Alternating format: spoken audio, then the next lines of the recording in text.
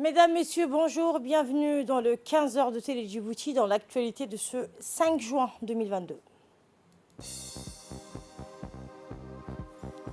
Le président de la République, Ismaël Omar Guelleh, a reçu aujourd'hui une délégation de la Banque mondiale, de la Banque africaine de développement dans le cadre d'une visite officielle de 48 heures à Djibouti. Et les premières épreuves du baccalauréat session 2022 dans les filières d'enseignement général ont débuté aujourd'hui et vont se poursuivre toute la semaine. Et la Corée du Nord a lancé aujourd'hui 8 missiles balistiques dans les eaux au large de sa côte orientale.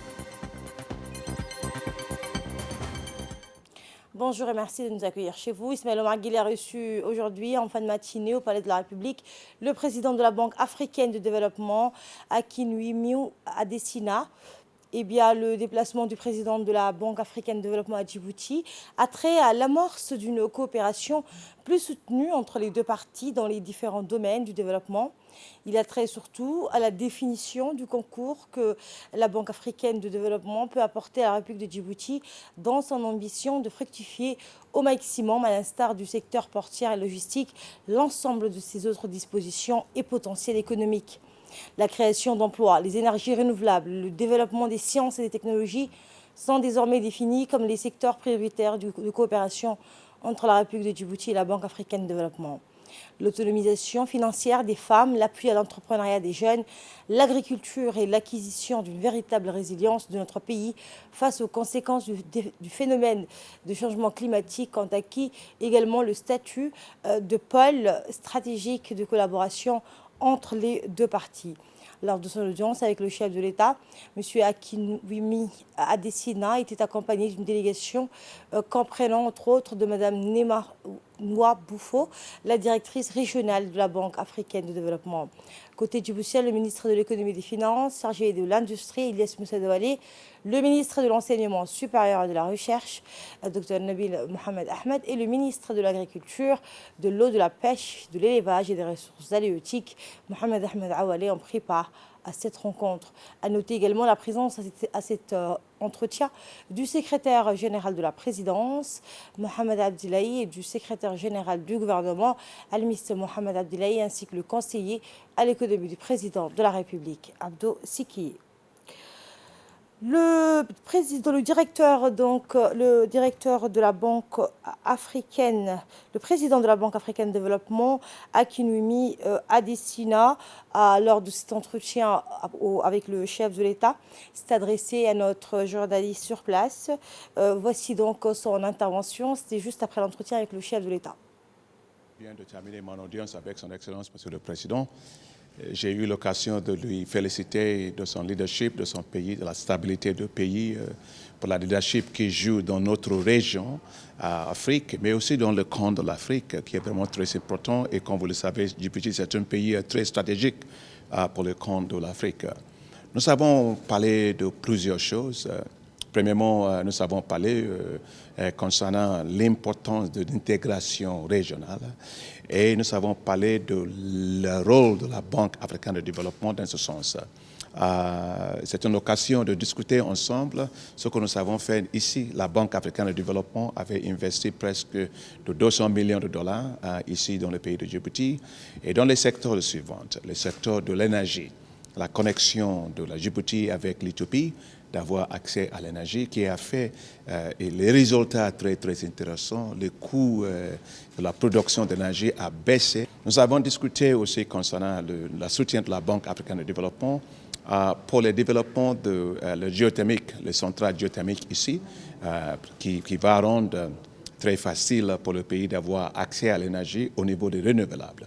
Nous avons discuté, tenant compte de ce que moi j'avais vu ici, l'importance de la création d'un centre régional d'excellence sur l'énergie renouvelable. Nous avons aussi discuté pour l'agriculture, l'importance de la transformation de l'agriculture ici et l'accompagnement de la Banque africaine de développement.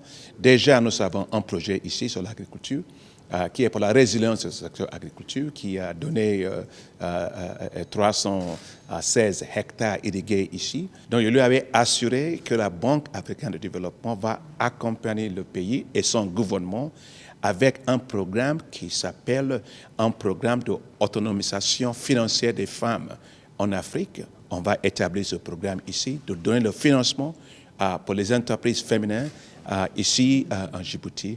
J'étais tellement excité de ce que moi j'avais vu.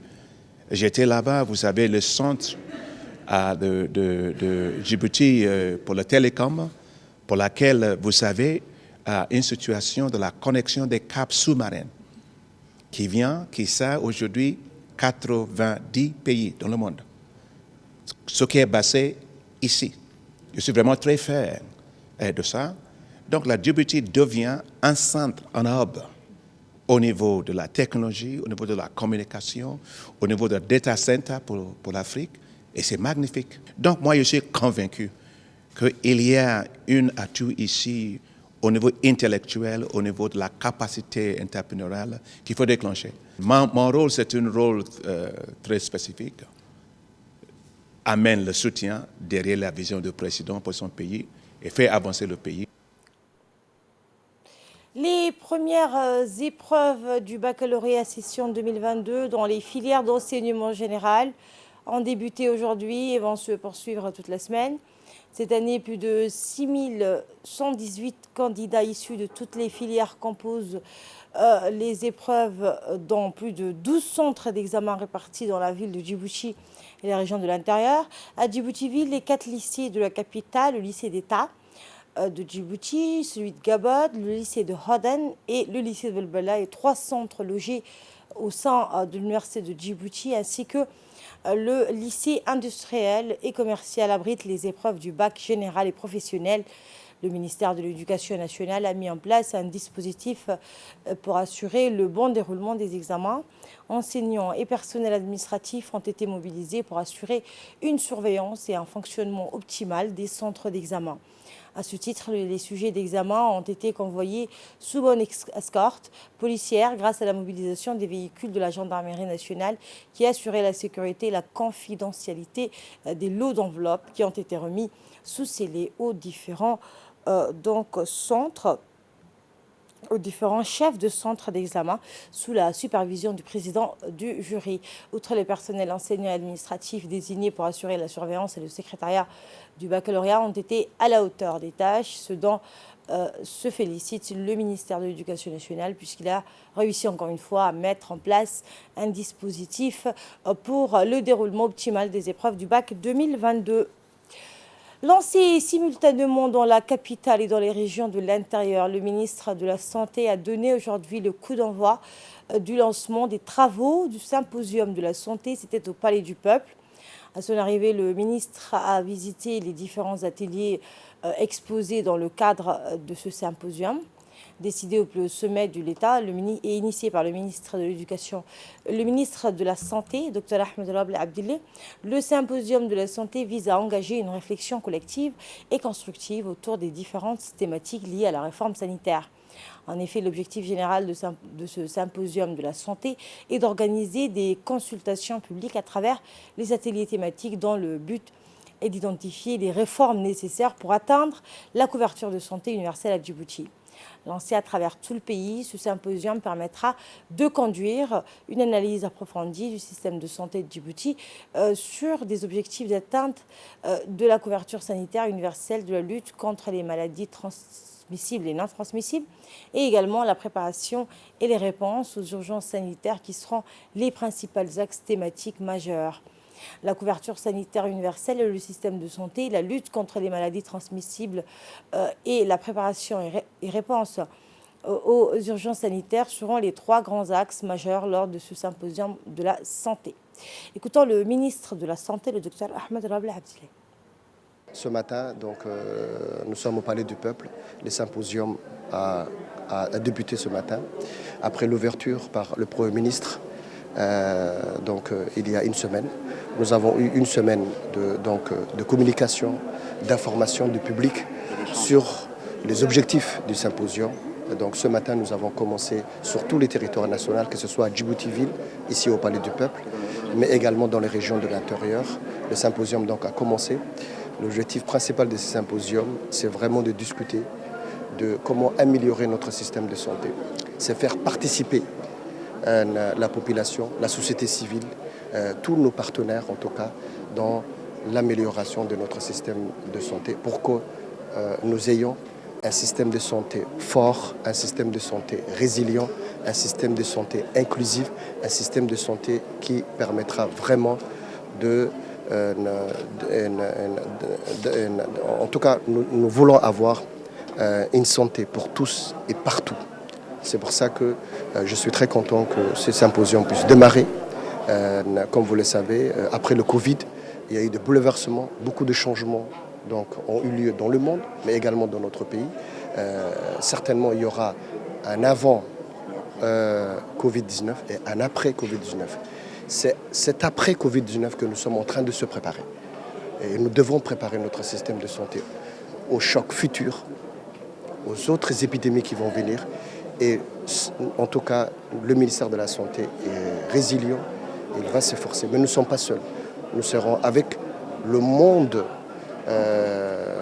du corps médical, que ce soit la CNSS, que ce soit les corps constitués, les forces de défense et de sécurité, que ce soit également la médecine privée, je ne les oublie pas, la médecine privée. Donc tout le monde est invité vraiment à participer et à donner en tout cas le meilleur d'eux-mêmes et pour qu'on puisse avoir un système qui est performant. C'est ça l'objectif de ce symposium.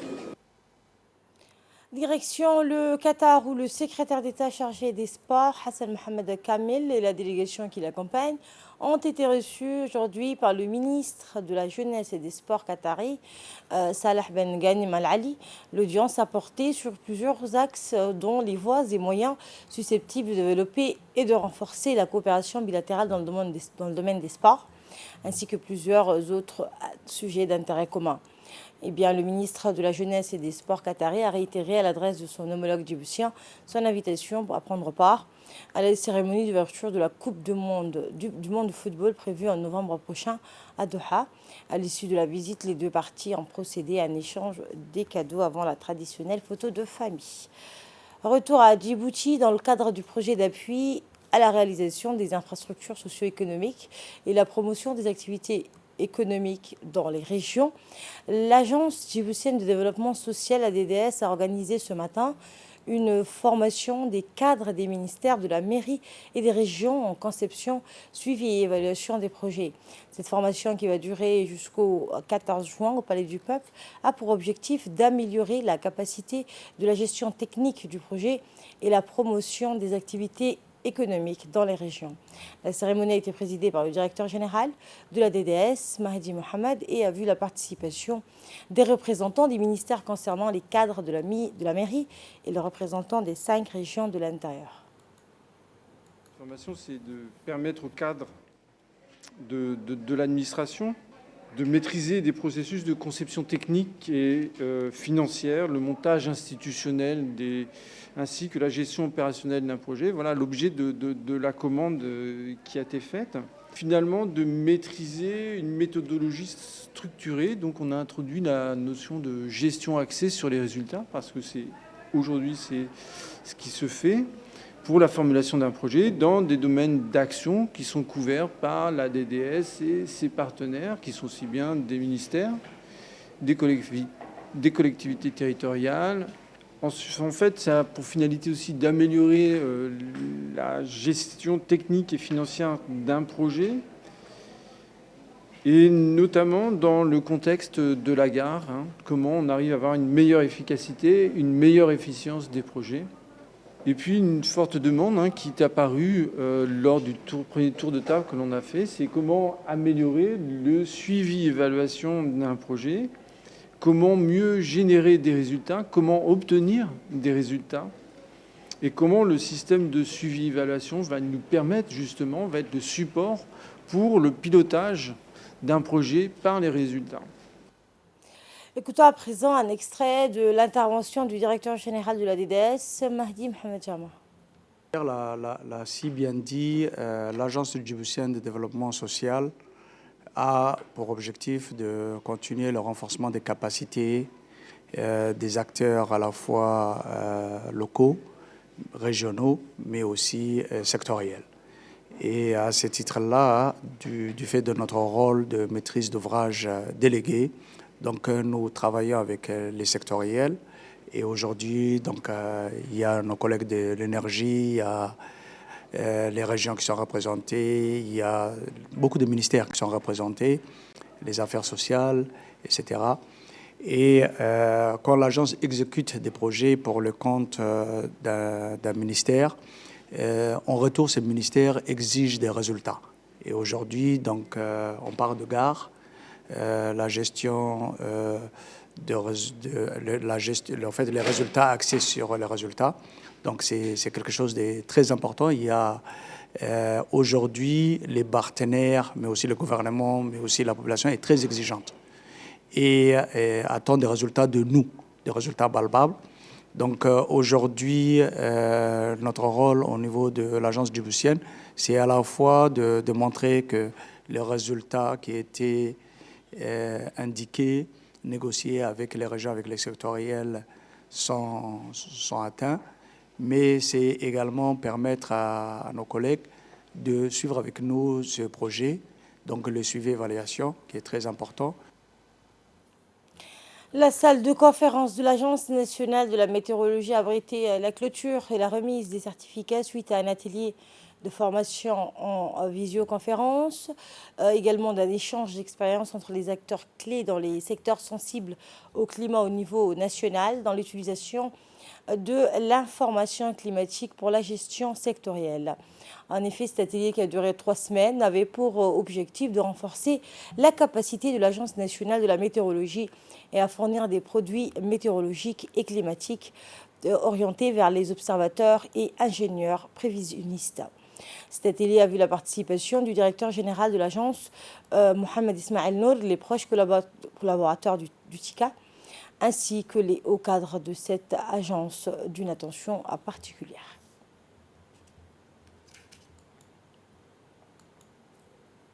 Écoutons le mot du directeur général de l'Agence nationale de la météorologie, M. Mohamed Ismaël Nour.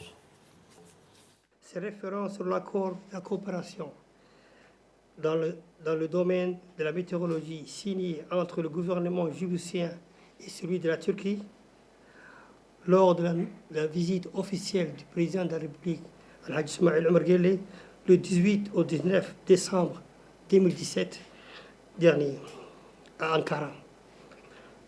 Le gouvernement de la Turquie a octroyé une station automatique à l'agence à travers le Turkish State Meteorological Service le 12 décembre 2017.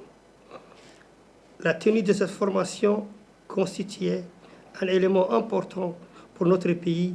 Ceci découle du plan stratégique de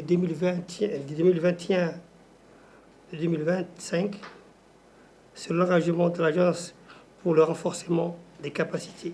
Je suis convaincu que vous êtes désormais mieux outillés, non seulement à la connaissance générale en météorologie, mais aussi sur l'aspect technique.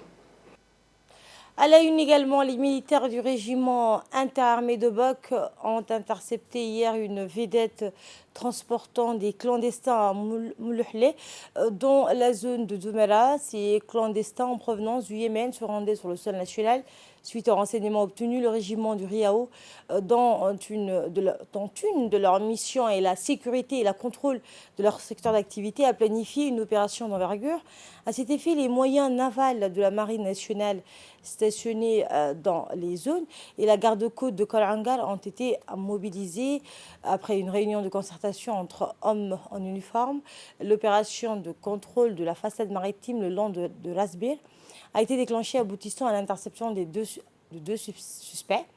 L'opération s'est déroulée dans des bonnes conditions et les suspects ont été transférés à la brigade de la gendarmerie de Bock pour une complément d'enquête. La Corée du Nord a lancé aujourd'hui 8 missiles balistiques dans les eaux au large de sa côte orientale, au lendemain de 3 jours d'exercice militaire conjoint des armées américaines et sud-coréennes. Notre armée a détecté le lancement de 8 missiles balistiques à courte portée depuis le secteur de Sunan à Pyongyang en direction de la mer de l'Est. C'est ce qu'a indiqué l'état-major sud-coréen en se référant à la mer du Japon. La Corée du Nord est sous le coup de sévères sanctions des Nations Unies pour ses programmes de missiles et d'armement nucléaire.